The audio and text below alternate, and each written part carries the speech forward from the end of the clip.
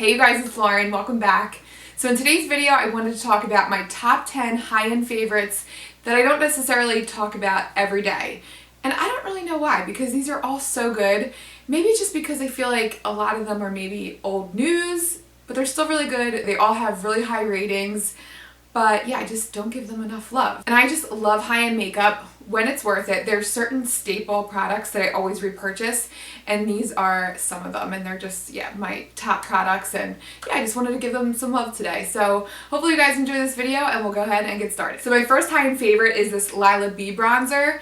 I talked about this a while back, and I think maybe I haven't brought it up because I'm really trying to conserve it, so I really haven't used it that much recently, but I reached for it and I'm like, oh my gosh, I just need to go ahead and just repurchase this because it's so worth it. But there's just something so special about this, and it's hyped up for good reason. A lot of people talk about this, but it has coconut oil in it, so it blends into the skin really seamlessly, and the color is just so perfect. It has just enough warmth to it. It gives that perfect like summer sun-kissed glow. But let me actually apply this to my chest so you guys can see how it looks, but it just is so natural going on. It's pretty light. I know that's a lot of people's complaint about this, that it was too fair for them, but for my skin tone, it's just that perfect bronzy glow that looks natural and not too overdone. And it has the slightest sheen to it, no glitter flecks whatsoever. It's just, it's so pretty. But yeah, I've really been trying to conserve it because I know the price is just outrageous, but I really do think it's worth it. I'm getting my list together for the Sephora VIB sale, and this will definitely be on it. They still haven't released a date for that. I don't know what's going on. Last year it was, I think, the 3rd week of April, so hopefully soon. I like putting bronzer on my arms too. Do you guys do that? It's just easy when you're doing your face makeup just to extend it down to your arms. But do you see that difference? I love it. It's just so natural looking. It's my favorite. Definitely worth the money. The packaging is gorgeous. It's like super heavy and luxe, and it's just, I don't know, it's just a treat to have in your makeup bag. So this is definitely one of my high-end favorites. I cannot recommend it enough. Love it so much. And then another high-end favorite is my Natasha Denona eyeshadows. I have yet to purchase a full-size palette. I just cannot see spending $129 on a palette. That just seems absurd to me, although I'm always tempted, maybe one day down the line. But for right now, I just like to get these like little mini palettes, and these are two of my favorites. This first one is the eyeshadow palette number 5. This is the purpley taupey one, and then this is the Natasha Denona mini star palette. And I guess I don't talk about these because I really only use 1 or 2 shades from each of the palettes. So in the Star palette, my go-to transition shade is this peachy color right here. It's almost like a warm tone brown, and it looks so pretty on its own. But it's perfect for a transition because you never have to worry about it being patchy. If you start off with a patchy transition shade, I just feel like it can ruin the rest of your makeup look. So this is just like an effortless, no-fail shade. I love it. And then this chocolate brown is perfect for the outer corners. Also never looks patchy or muddy. So these are great shadows, and I just love the little travel size. And this palette number 5, honestly, I don't use too many shadows out of here, but the one that I always go for, this is so dirty. You can tell these are my favorites because all this makeup is so dirty. But the second shadow in here, this rose gold, is so pretty. Again, just another shadow that I reach for on its own. Natasha Denona has such buttery shimmer shades. They're just so smooth and creamy. They just apply so easily. Oh, as I drop it on the floor, hopefully that didn't shatter. Okay, it didn't shatter, but okay, so I just wanted to swatch this for you guys so you could see how just creamy and shiny it is. It's just, oh, it's a little flaky there. They do get a little flaky sometimes, but the pigment is just so gorgeous. But I love this just for all over the lid, just on like a low-key makeup day when I just want a little something. It just adds a little bit of warmth to the eyes with a little bit of shimmer. Just so pretty. So love that. And I guess I don't really talk about these much because, I don't know, I only use 1 or 2 shadows from each of the palettes, but her shadows are just so good. Let me know if you've tried any of her larger palettes. Do you really think they're worth the money? Or can I just get away with buying these little guys? Because I'm always so tempted. Maybe I'll treat myself around the holidays or something, we'll see. But okay, next up, let's talk about Hourglass Powders. These 2 shades are my go-to. These are the Hourglass Ambient Lighting Powders. I have the shade Dim Light. I use this as an all-over finishing powder. And then also this shade Diffuse Light. This shade Diffuse Light is the first product I've ever tried from Hourglass. and I have to admit, when I first picked it up, I was having total buyer's remorse and I almost returned it because I initially didn't see the hype. I put it on and I'm like, okay, it's a lightweight powder. What is it really doing? But then when I tried other setting powders, I just realized that there was just nothing in comparison to these powder formulas. They're just so lightweight and they just give your face that airbrushed look. You can't just swatch them in the store. It doesn't do it justice. You have to try them out and just give them a few day wear test because it's no powder compares to these. They're just so worth it in my eyes. This is the bigger pan. They do sell these in the smaller pans if you don't want to invest in the full size. But diffuse light I love for underneath the eyes because it's a very pale yellow and it looks super pretty and brightening underneath the eyes, and it cancels out like any dark tones. And then dim light, I use this a little bit more than diffuse light. This is just great for an all-over finishing powder for me.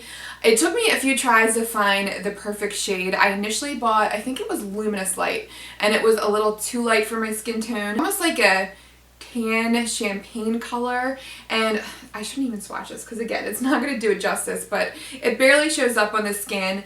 I feel like the color could really adapt to many different skin tones. If you're very fair, it might be a little too dark. You might want to try Luminous Light, but even for deeper skin tones, I think this look could look so pretty. It's such a radiant, like gorgeous, luminous finish. It makes your face just look not too dewy, but just smooth and flawless. But I could be having the driest skin day with texture showing and dry, flaky patches, and this does not highlight texture. It's the one powder that I've found to not do that. It almost just, it does the opposite. It smooths out your skin.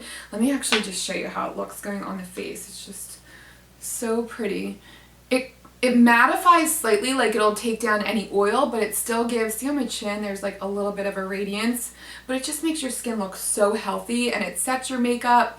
Can't live without this. And yeah, I guess I don't talk about this as much because they're kind of, like I said in the beginning, it's kind of old news. Everybody just knows how good they are, but that's definitely a product that I use on the daily, like every single day. So love that. And then one of my favorite high-end blushes is this blush by Becca. This is in the shade Songbird, but it's just that perfect peachy nude with a slight hint of pink, a slight hint of shimmer. Just gives the most perfect, like, beautiful flush to the cheeks. Jaclyn Hill talked about this a few years back and people just went bananas over it. But it's just one of those products that has lived in my makeup bag, and yeah, it's just one of my favorite blushes. It goes on nice and smooth. It never looks patchy. It's not powdery. I actually had the Buxom, the Wonderlust blush underneath, and I topped it with this, but let me just show you how this looks. This is one of those blushes too that I always reach for in the summer when I'm on the tanner side because it just gives such a pretty like glow to the face. It's just so pretty. It's not too peachy. It's just the perfect hint of warmth that like just livens up your face. I love it, and yeah, I just can't live without this. So definitely one of my high-end favorite blushes. Love this guy. And then two of my high-end lip favorites are by Ilia and then also Charlotte Tilbury. So this brand Ilia is a clean beauty brand, and I picked this up just to treat myself. I picked it up on a whim, but it's basically just a conditioning lip tint. It's called their lip conditioner, and it is kind of pricey. I think it was in the high $20-something range, but there's something about a lip treatment for me. Like, I will pay for a lip balm and a lip tint if it's just gonna make my life easy and if the color is perfect and if it's a perfect hydrating formula. I don't know, lip treatments are just so addicting to me, but I love this because the color is just so pretty. It's a perfect like baby pink. It's just a your lips but better shade, but it doesn't pull any red from your lips. I feel like a lot of lip tints can just make my lips almost look chapped or irritated because all the redness that comes out, but this is just a really pretty, just subtle pink, really nice wearable pink, but it has almost like a sheer glossy balmy formula, and it's so pretty. I love the color, and it's just something that lives in my makeup bag. But there's just something so satisfying to me to carry a higher end or luxury lip treatment. It just feels like, I don't know, a nice treat throughout the day to apply onto your lips. So I love this. I use this all the time. And this Charlotte Tilbury lipstick also lives in my purse. It's just this perfect nude color, peachy shade that you can throw onto your lips. Let me tell you what the shade name is. I should do that, huh? That would be helpful. But this shade is Bitch Perfect, and it adds enough life to your lips without washing your lips out. And this formula, this is her oh gosh, I can't even remember. Her Kim KW, that shade's in the Kissing formula. I'll link it down below, but this is her standard satin lipstick formula. I forget what the official name is for it, but the formula is just so creamy. And nude lipsticks can go really great or really wrong really quickly. If it's a drying formula, they can make your lips, you guys know, it makes your lips look extra chapped. But the formula is really nice and silky, and I'm wearing it today. Let me show you how it looks, but it just goes on so smoothly. But and it's just that perfect nude color. It doesn't wash me out at all. And I don't feel like I need to reach for a mirror because the formula is so creamy. So yeah, this is just an effortless lipstick that lives in my bag, a high-end favorite. Can't live without this. But I would love to know your favorite Charlotte Tilbury shade. I'm always in the market for a new one. I've recently been obsessed with watching YouTube videos of Charlotte Tilbury lip swatches. I don't know why. She just has so many beautiful wearable colors. But I totally bought into the hype with the Pillow Talk shade, and it just, I don't know, it just does not do anything good for my complexion. I just feel like it washes me out. It's more mauvey than I thought it was. So I'm in the market for a new lipstick. Not that I need it, but let me know your favorite shade. I don't know. I just think her lipsticks are so fun. And the next product is skincare / makeup, but it's something I use almost every single day. But it's the Drunk Elephant De-Bronzy Sunshine Serum. And I love using this usually in the mornings mixed with a moisturizer, or even just on top of my moisturizer, just to give a little bit of glow to my skin.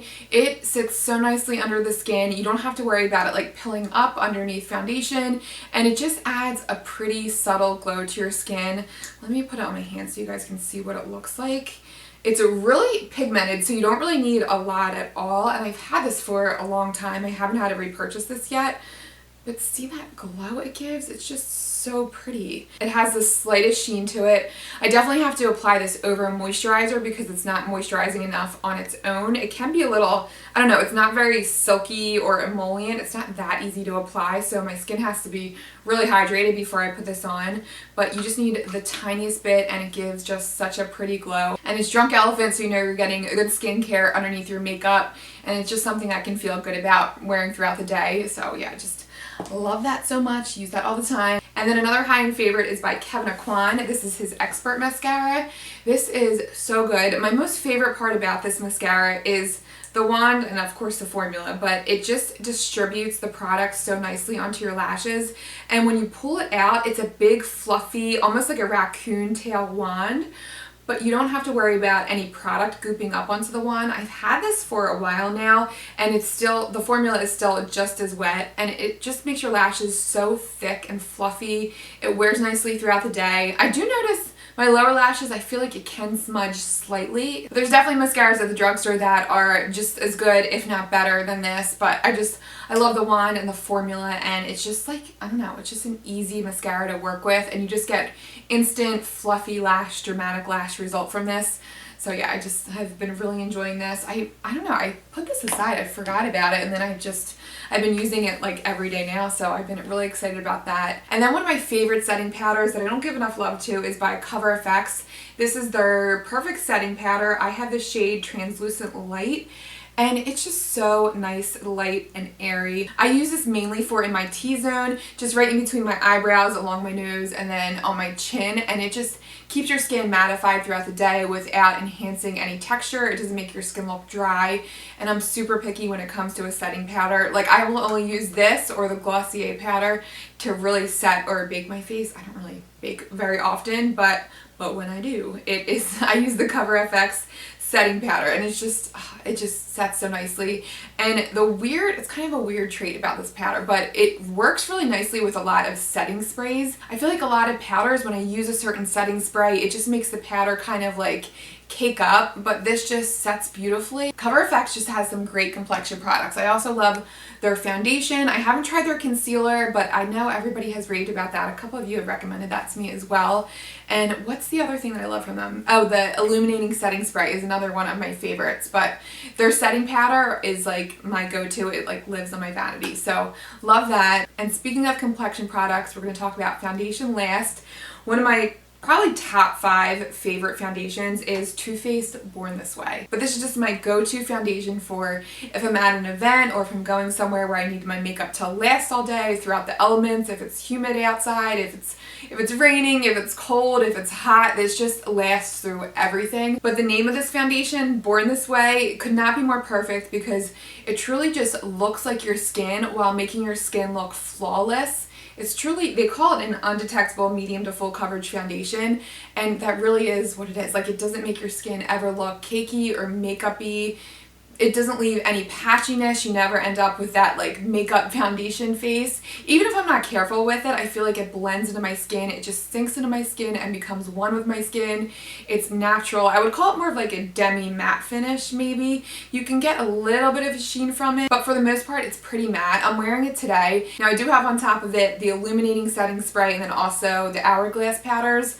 So my skin does look a little glowier than it would if I was just wearing the foundation, but it's just a pretty, I don't know, it looks like your skin. It's just so good. And it covers everything. I feel like I can skip concealer when I wear this, and it feels lightweight. It's not super heavy. But this is just one of my most perfect full coverage foundations. Never looks heavy. It wears nice throughout the day. It's long lasting. It probably lasts a good, maybe, I don't know, 10 hours, 8 to 10 hours without ever breaking up. And yeah, it's beautiful. Looks like your skin, and it covers everything. So what more could you want in a foundation? So one of my favorite high-end foundations. Another one, I almost included the Charlotte Tilbury Magic Foundation, and that is a close second. That is just a little bit more of like an everyday wearable foundation that also looks like your skin, but it's just not as full coverage as the Born This Way, and it's just, I don't know, it's so good. I hope they never discontinue it. But Too Faced does a really good job with their foundations. A lot of people have recommended the Peach Perfect foundation to me. Let me know if you've tried that. I've heard really good things, that it's just a mattifying but yet moisturizing foundation that wears really nicely, so I'm curious to try that. But honestly, there's not too many foundations that can beat out Born This Way for me. It's just such an OG. It's like that ride or die product for me. So good. So they are my top 10 high-end favorites. I hope you guys enjoyed this. Let me know some of your high-end favorites. It's so fun hearing everybody's favorites because, I don't know, you hate to put out so much money for a product if it's not going to be worth it. And there's definitely some high-end products that I don't think are worth it, but all these are my go-tos, so I'd love to hear your favorites as well. Thank you guys so much for watching this video, and I'll see you guys in my next one. See you guys.